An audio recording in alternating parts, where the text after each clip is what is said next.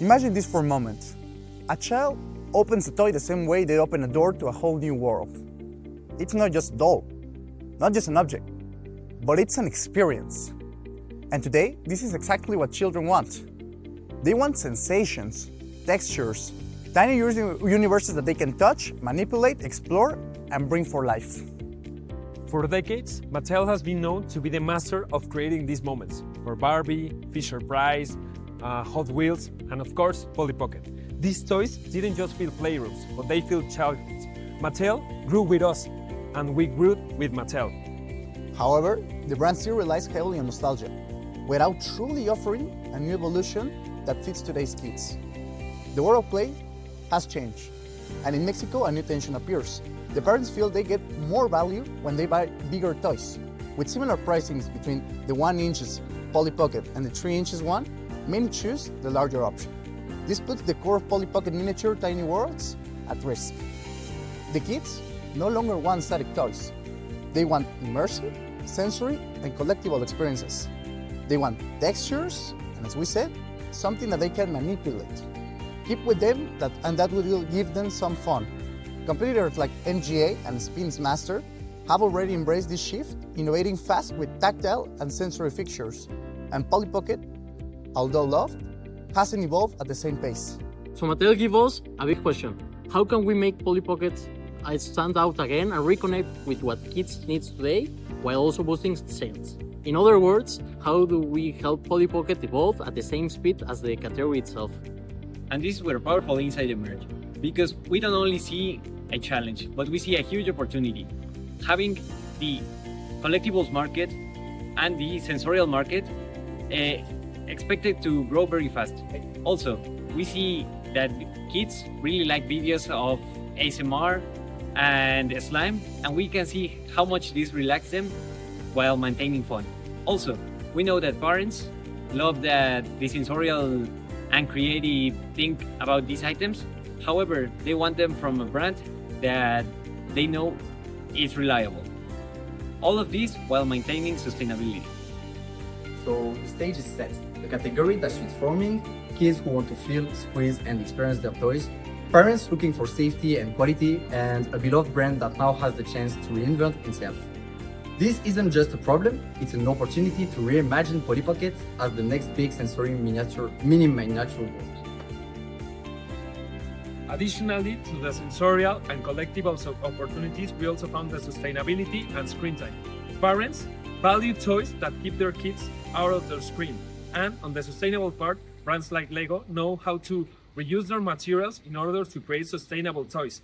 Now, if we are able to capitalize on these opportunities, we can add a differentiation and value for Mattel's proposal. The proposal is simple. First, to integrate the sensorial opportunity, we will add elements like touch and smell.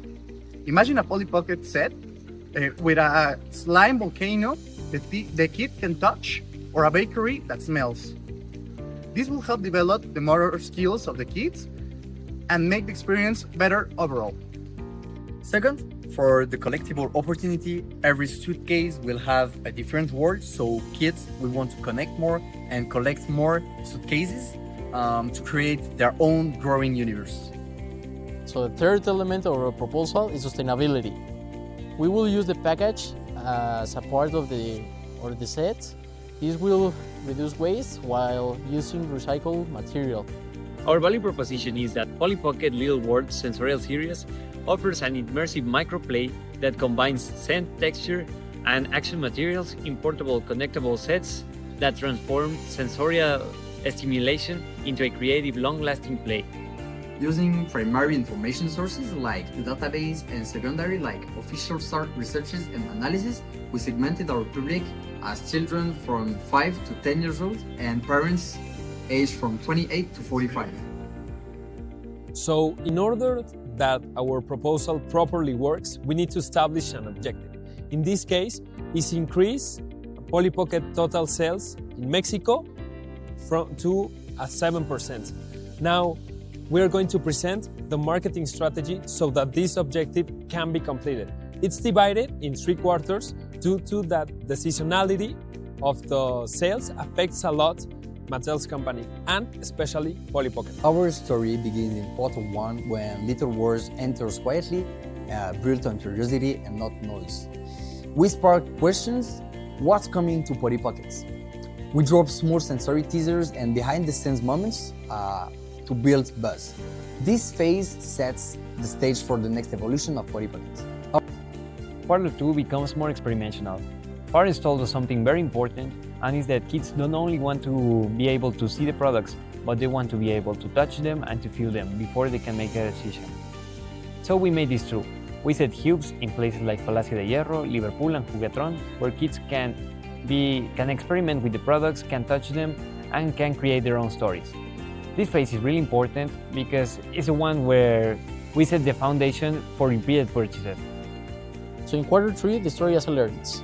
It's the natural peak of Polly Pocket sales, so we need to take advantage of that, with a bigger message and a better retail execution. Physical stores is our strongest channel, so we need to transform into getaways to collectible universes. We highlight the core of the system. Every world is unique, every world connects, and every world expands to the child's universe. And to push conversion even further, we launch exclusive editions for Amazon or Liverpool, so turning collecting into a game of discovery for families. Our marketing mix for Polly Pockets Little Words focuses on the sensorial, collectible microplay systems with textures, sense, visual, and reusable packaging that becomes part of the play. We price it between 800 and 1,000 pesos, which our research shows is the ideal range for perceived value and competitiveness.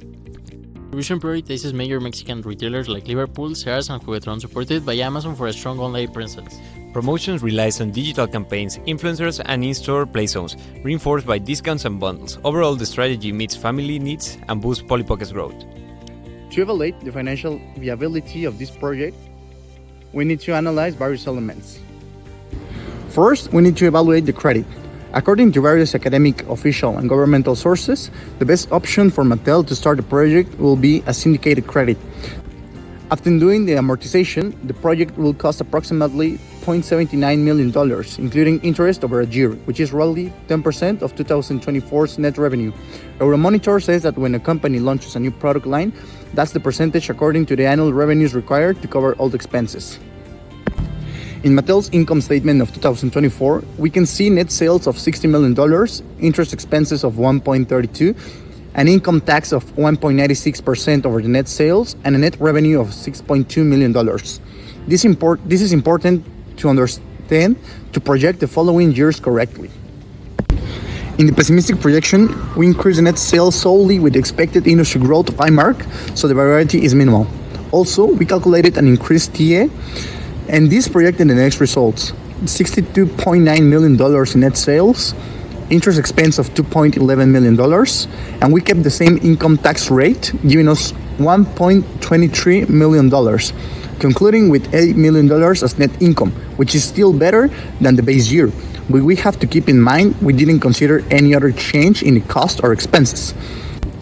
Regarding the ROI interpretations, all the projections had an OPEX and EBITDA ROI really high, revealing a healthy money return on operations and financial processes or accounts. As a conclusion, the projection shows that Mattel's marketing strategy can be responsibly funded. Even under a pessimistic scenario, the firm sustains positive net income, demonstrating resilience and the ability to service the credit debt. The scenario analysis validates that the initiative is financially viable, the leverage structure is sustainable, and the project has potential with limited downside risk if the execution and market behave within expected range. So to sum up, Polly Pocket stands at a turning point. Kids are craving sensations, tiny universes, and stories they can build with their own hands. Parents are asking for safer, smarter, more meaningful play, and Little Words is where these two worlds finally meet. It's more than a toy line, it's a platform that grows, connects, and keeps family coming back. A sensorial, sustainable, collectible ecosystem that brings Polly Pockets back to leadership. Now the opportunity is right in front of us. Let's give children the magic they're searching for, give parents the value they are demanding, and give Mattel the innovation it deserves. Let's make Little Words the next big chapter of Polly Pockets. Thank you.